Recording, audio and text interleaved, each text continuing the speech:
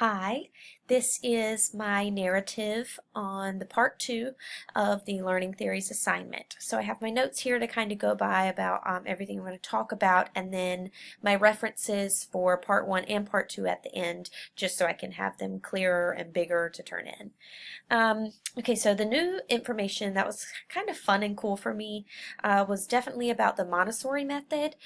Um, I had seen more and more Montessori schools pop up, especially around Wilmington, and I just hadn't done the research about them. I hadn't had time to really delve into what that meant, and I actually know a couple people who work in these schools, but again, I had never sat down and really talked to them about what it meant.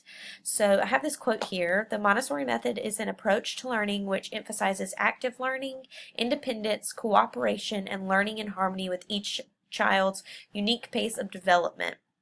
And I had no idea that was what it was about. But I think that it is awesome, if possible, to teach and help a child learn and develop through their own unique pace. And I think that that is awesome for the schools who have that manpower, and that can really teach each child uniquely, because I think that can be hard when you get into higher grading levels.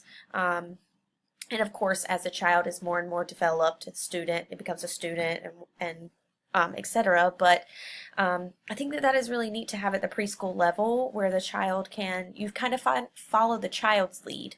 And I think that that is what the Montessori method is about, from what my research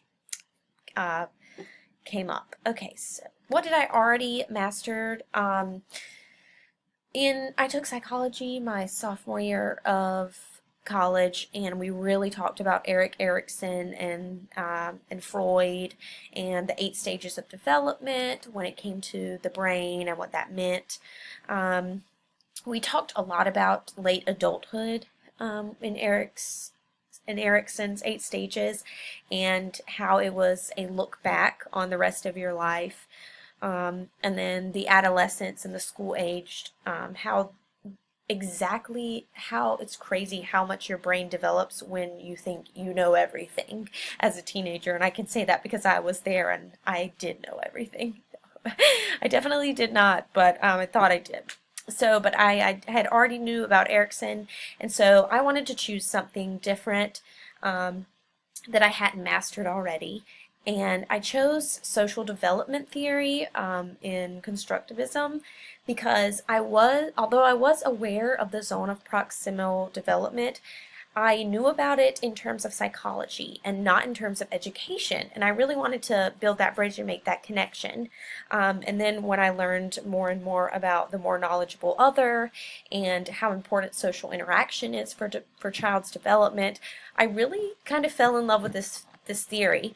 And I like that you have that social interaction with a child, whether it be a teacher or a peer or a parent, and then you kind of get to set them free and watch them grow on their own, and how you have that interpersonal connection, and then it goes into intrapersonal. So I guess that kind of goes into my future teaching, how I maybe want to teach. So I think it is important for us to be, as teachers, to be aware of all the different learning theories, because when you're more knowledgeable about them, then in the classroom it can help you have a broader teaching spectrum, because every child might develop differently, applying all these theories from the day to day, and then it can lead to us as teachers to have more patience and a better patience, because we know, like, the development of these children's brain, and we're there being a part of that in such a big way. And so I think it's really important to know these learning theories and to carry them into my future teaching. And then my favorite learning theory, like I kind of mentioned before, I am really interested in the social development theory after everything I've learned, because I do believe that the world around us is a text. And I guess I kind of say that from a literature perspective, but I do. Everything is a text, and we interact with everything differently.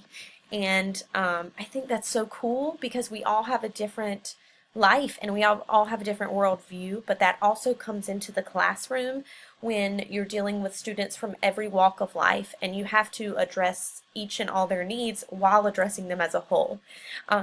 So I really liked this theory, and I'm glad I had the opportunity to learn about it. And so, yeah, like I said down here, these social interactions with people and our day-to-day are what can spark our interests and creative juices and get them flowing, and so that we can take what we did during the day, whether it be in the classroom or what happens socially, and then we can reflect intrapersonally and learn and grow from it. So I really am a big theory of this fan. Oh, I'm a big fan of this theory. I'm so sorry. Anyway, so here are my references. I did part 2 first just because that's what I'm talking about, and then references for part 1 are on here as well. And I'll attach this as a document to turn in just so that you can have all that written information as well as this video. Okay, thank you, and sorry I misspoke a while ago. Okay.